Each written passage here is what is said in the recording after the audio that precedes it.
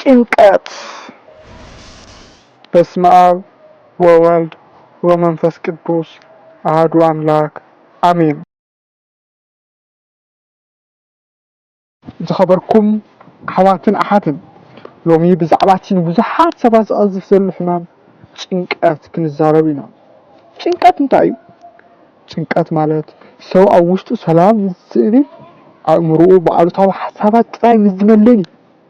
ጭንቀት ምንጩ ፍርሕን ጥርጣረን እዩ። ሓደ ዝጭነቕ ሰብ ኩሉ ግዜ ሕማቕ ነገር ጥራይ ከጋጥሞ ይፅበቕ። እንተወደቕኩ ኸ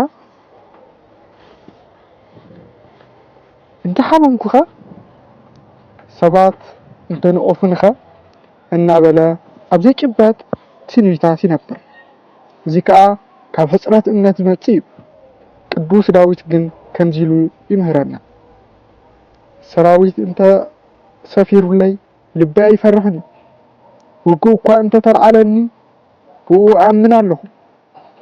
መዝሙር 27 ቁፅሪ 3። እዚ ማለት እቲ ልዑል እግዚአብሔር ምሳና ምዃኑ ምስ ነስተውዕል ጭንቀት ቦታ ይስእ። ጭንቀት ኣብ ክልተ ይኽፈል። ቀዳማይ ውሽጣዊ ጭንቀት፣ ካልኣይ ግዳማዊ ጭንቀት።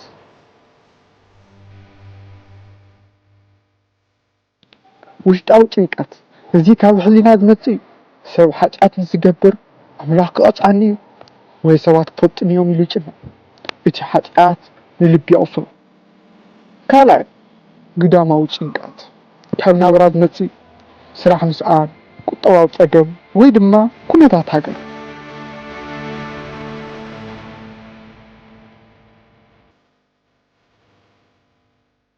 ብዙሕ ግዜ ጭንቀት ዝመፀና ኣብ ሓደ ነጥቢ ጥራይ ስለነተኩር እዩ። ንኣብነት ሓንቲ ኣደ ደቃ ካብ ቤት ትምህርቲ ዶም ገዮም ምስ መፁ ብኡ ንብኡ ሓደጋ ዶ ኣጋጢሞም ይኸውን ኢላ ትጭነቕ። ስለምንታይ ካሊእ ዝሓሸ ምክንያት ዘይተቐርብ? ምናልባት ምስ መሓዙቶም ይፃወቱ ይህሉ ወይ መንገዲ ተዓፅፎ። ጭንቀት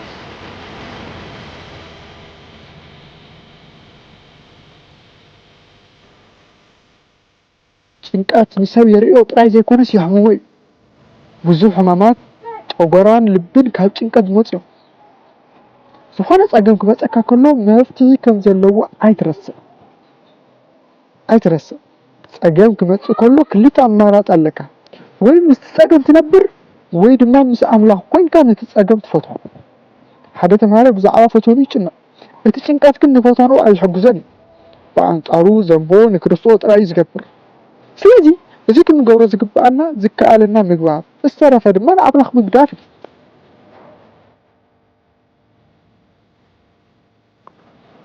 ጭንቀት ብኸመይ ይጠፍእ?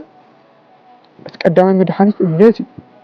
እምነት ማለት ኣምላኽ ኩሉ ከም ዝኽእል ኩሉ ከም ዝርኢ ንዓኻ ድማ ካብ መጠን ንላዕሊ ከም ዘፍቅረካ ምፍላጥ እዩ።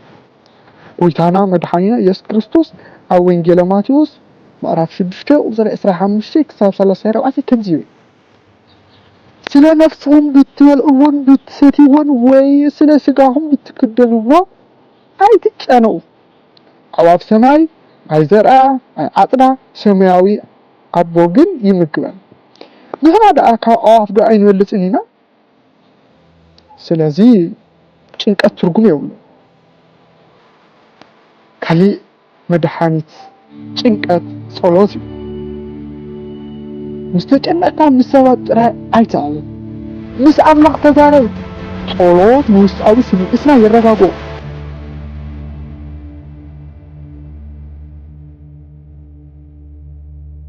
ኦ ጎይታ እዚ ነገር እዚ ካብ ዓቕሚ ንላዕሊ እዩ ንስኻ ተረከቦ ምባል ዓብዪ ዕረፍቲ እዩ።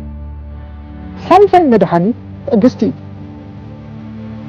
ብዙሕ ግዜ ንጭነቐሉ ምክንያት መልሲ ብኡ ንብኡ ስለ ንደሊ እዩ።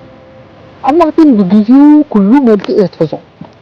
ዮሴፍ ኣብ ቤት ማእሰርቲ ተዚኣቱ ናብ ክብርን ስልጣንን ኣይምበፅሐኒ እዩ።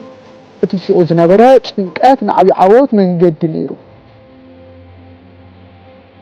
ዝኸበርኩም ተኸታተልቲ ፅውቲ ህይወት ሓፃር እያ። ነዛ ሓፃር ህይወት ብጭንቀት ክነሕልፋ ይግባእና። ሰላም ማለት ፀገም ዘይምህላው ማለት ዘይኮነስ ኣብ ማእኸል ፀገም ኮይንካ ህድኣት ምርካብ።